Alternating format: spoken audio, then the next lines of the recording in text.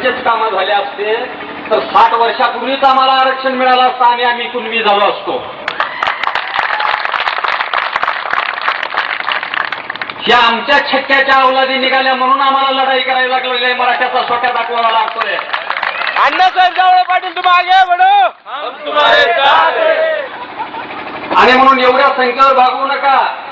मला बोलायचं बरंच काही आहे परंतु मी ते आज बोलणार नाही, कारण तुम्ही संख्या आज मला कमी दाखवलेली आहे. घराघरातल्या मराठ्याला जाग करा. जर तुम्ही आता जर जागे नाही झालो तर लक्षात घ्या तुमच्या पोरांशी साधेगाराने झाले. इथून पुढे पोलीस मध्ये नोकरी लागणार नाही, मास्तर सुद्धा पोरग होणार नाही, तुमचं चपराशी सुद्धा होणार नाही. 95% मार्क्स जरी घेतले तरी त्या पोराचा नंबर इंजिनिअरिंगला मेडिकलला अजिबात लागणार नाही. कलेक्टर होणार नाहीत, एसपी होणार नाहीत, आपल्या पोरांना शिष्यवृत्ती मिळणार नाही, आपला समाज शिक्षणापासून दूर जाईल. आम्ही फीस भरायची. आमच्या बापानं रात्रंदिवस शेतामध्ये काबाड कष्ट करून कांद्यावर पैसे देऊ, सोयाबीनवर देऊ, कशावर ह्याच्यावर केळी द्राक्षावर पैसे देऊ, या आशेनं शेती पिकवण्यासाठी कर्ज करायचं. तो कर्जबाजारी होऊन शेतकऱ्यांनी आत्महत्या करायच्या आणि आमच्या पोरानं 95% मार्क घेतले तरी नोकरी लागली नाही म्हणून आत्महत्या करायची. ही आज आमच्या मराठ्यांची अवस्था झालेली आहे. इथून पुढे आमच्या मराठ्यांच्या पोरांना आत्महत्या करण्याशिवाय पर्याय राहिला नाही, आमच्या शेतकऱ्यांना आत्महत्या करण्याशिवाय पर्याय राहिला नाही. म्हणून मी संपूर्ण महाराष्ट्रातल्या शेतकऱ्यांना आवाहन केलं, तुम्हाला आत्महत्या करायच्या आहेत ना. आतापर्यंत 4,500 शेतकऱ्यांनी आत्महत्या केल्या महाराष्ट्रामध्ये. 4,500 शेतकरी मला जर भेटले असते तर मी त्यांना सांगितलं असतं समजावून, तुला मरायचं ठरलंय ना पक्कं तर ओके मरा, पण एक काम करा, फाशी घेऊन विषारी औषध पिऊन मरू नका, पैसे घालवून मरू नका, एक 10-5 छद्यासारखे कापूर मारा, त्याला मराठा म्हणतात. म्हणून तुमच्या येवल्यात सुद्धा कुणाला आत्महत्या करायची असली तर मला जरा मोबाईल करीत जा, मी सांगतो काय करायचं ते. आता हत्या करायला शिकलं पाहिजे. तुम्ही एवढं काय संजय समाशे घाबरताय? येवल्यातले मराठे जरी नाही तर संबंध महाराष्ट्रातले मराठे तुमच्या पाठीशी आहेत. तुम्हाला या ठिकाणी महाराज सुरू झाल्याबरोबर मी पहिल्यांदा गृहमंत्र्याला फोन केला. मी म्हणलं बुटक्या तुला लाज वाटली पाहिजे, मराठ्याच्या पोराला तिथं मारल्या चाललंय. तिथला कोण एसपी पडवळ, त्या पडवळलाही मी फोन केला होता. पगारी आमच्या ह्याच्यावर आम्हालाच मारायचं. आमचे लोक काही टाके दरोडे घालायला आले होते. अरे आमचा हक्क मागायला आलेले होते की तुम्ही जास्त भावानं बियाणं विकताय, आम्हाला ज्या भावामध्ये बियाणं ज्या भावात आहे त्याच भावानं आम्हाला बियाणं पाहिजे, ह्या हक्काची मागणी घेऊन शेतकरी आंदोलन करतायत आणि त्यांच्यावर लाठीचार्ज. ह्या बारक्या चाललं चिल्लर पोलिसाचा दोष नाही हो. अडचण एक आहे की आपल्या अवलादी नीट नाही. मला सांगा, पोलीस मध्ये भरती होण्यासाठी छाती मोजली जाते, उंची मोजली जाते, त्याची रनिंग मोजली जाते. आर पाटील नावाचा प्राणी हा संपूर्ण महाराष्ट्राच्या पोलिसाचा बॉस. त्याची उंची आहे का?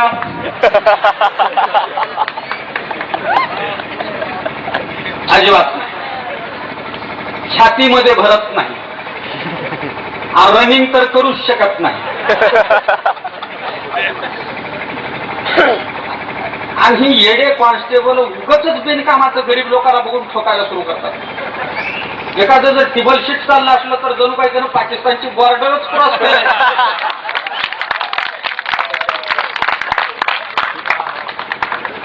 लायसन आहे का? इंडिकेटर लाईन लावले का? पुढे फोकस आहे का? बल्ब कुठला घातला? मॉडेल कुठला आहे? कुणाकडून गाडी घेतली? कुणाच्या नावावर आहे? एवढे प्रश्न त्याला विचारले जातात की ते माणूस पागल होऊन जाते. कुणाचे ते म्हणणार 100 रुपयाची पावती फाडतो, नाहीतर पुन्हा हळूच म्हणणार पावती फाडायची नसली तर 50 दे. ही म्हणतात साहेब माझ्यापाशी 10 रुपये आहेत, 10 रुपयाचे केळं घ्या.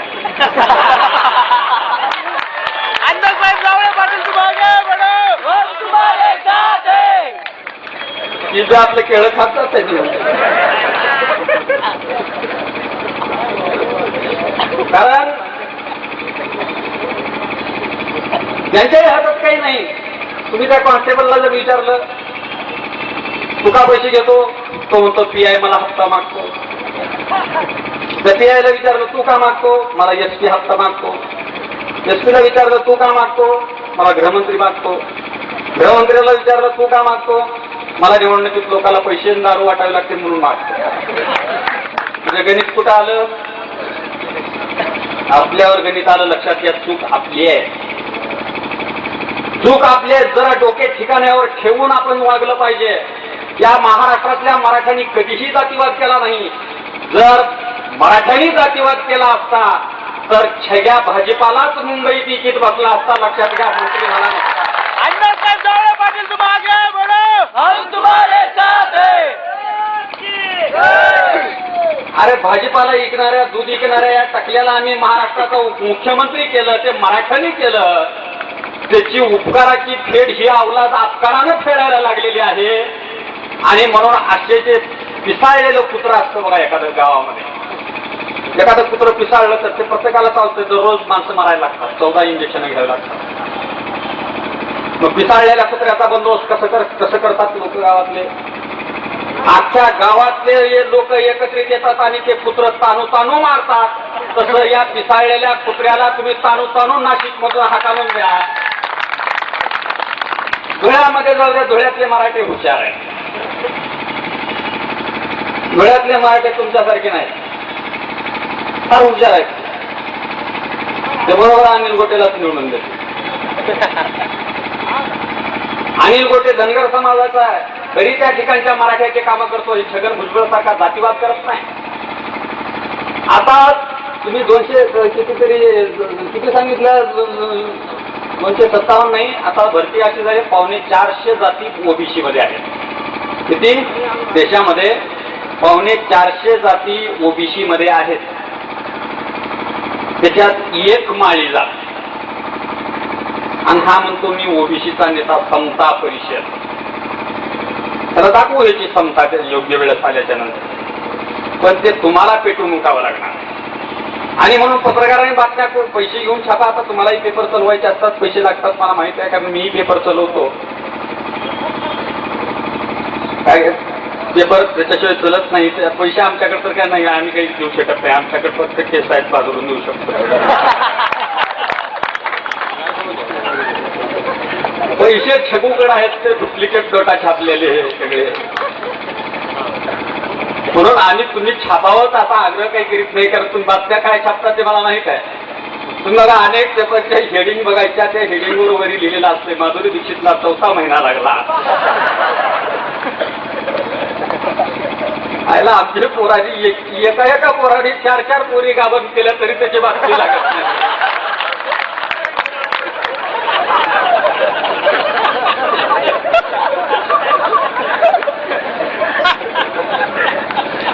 असं माधुरी दीक्षित मध्ये तेवढं काय आहे? तुम्हाला काय छापायचं ते छापा. ही लोकशाही आहे. आणि आम्ही कुणाच्या बापाला भेट नाही. माझ्यावर 46 वॉरंट आहे सध्या. वॉरंट म्हणजे अटक वॉरंट. आता इथं पोलीसवाले आहेत, मी ह्यांना काही बोलत नाही. मुख्यमंत्र्याला मी चॅलेंज करतो की अण्णासाहेब जावळेला फक्त अटक करून दाखवावं.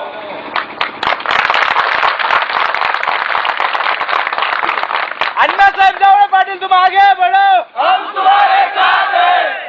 कारण मी सतत सांगत असतो, मराठी एसडी गाडी सारखी आहे. 100 किक मारलं तर चालू होत नाहीत, पण एकदा जर किक बसली तर मग मुंबई, दिल्ली, सोनिया गांधीच्या घरापर्यंत जाऊन पुन्हा वापस येण्यासाठी. पण ती एसडी पेटली पाहिजे.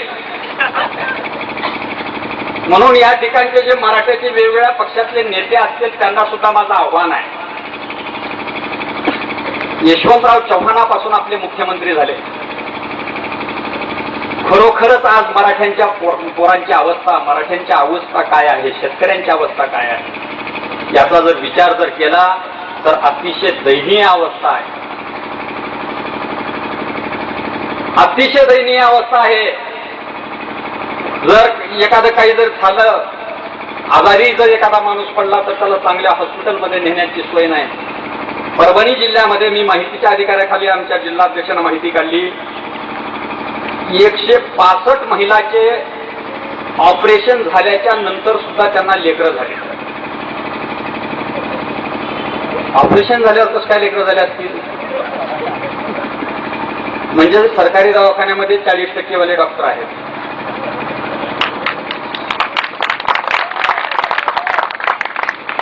आणि आमचे 95%, 96%, 97% मार्क्स घेतलेले पोरं चपराशी सुद्धा होऊ शकत नाहीत. म्हणून आज आमच्या पोरांच्या मध्ये शिक्षणाबद्दल नैराश्य. पाठीमागे छगन पत्रकार परिषद घेतली पंढरपूरला, त्याच्या अगोदर घेतली पुण्याला. पुण्याच्या पत्रकार परिषदेमध्ये छगन भुजबळांना सांगितलं की कुणबीचं कुठलंही तिकीट असलं तर मराठा कुणबी जर असेल तर त्याला अजिबात कुठल्याही पक्षानं तिकीट देऊ नये, दिलं तरी कुणी निवडून देऊ नये. तिथं ओबीसीचाच दुसरा असला पाहिजे, कुणबी मराठा असलेल्या माणसाला निवडून देऊ नका. एवढं छगन भुजबळचा आम्ही काही बांध रेटलाय. छगन भुजबळनं एवढं विरोध करायची काही गरज नाही. आणि छगूला माहीत नाही मराठा सहनशील आहे. मराठा समाज हा सहनशील समाज, जेवढं सहन होता करता येतं तेवढं करतो. परंतु सहनशीलतेच्या पलीकडे जर गेला तर पुन्हा मराठा त्याला कच्चं सोडत नाही, हे लक्षात घ्या. म्हणून मी सतत सांगत असतो की या ठिकाणी जेवढे मराठ्याचे नेते आहेत, वेगवेगळ्या पक्षामध्ये असतील, काँग्रेसमध्ये असतील, राष्ट्रवादीमध्ये असतील, बीजेपी मध्ये असतील, शिवसेनेत असतील, कुणी मनसेत असतील, कुणी रिपब्लिकन पार्टीत असतील, त्या सगळ्या मराठ्यांनी एकदा ठरवलं पाहिजे. तुम्ही पैशावर किंवा नाही तर पवार साहेबांनी सांगितले म्हणून ऐकलं, अजितदादांना बोलले म्हणून ऐकलं, आर पाटलांनी खांद्यावर थाप मारली म्हणून ऐकलं. आर निवडणुकीच्या काळात आर पाटील, शरद पवार सगळेच हात मारित असतात आणि पुन्हा तेल लावून मारित असतात. 5 वर्ष लक्षात घ्या. पुन्हा तुमची त्यांची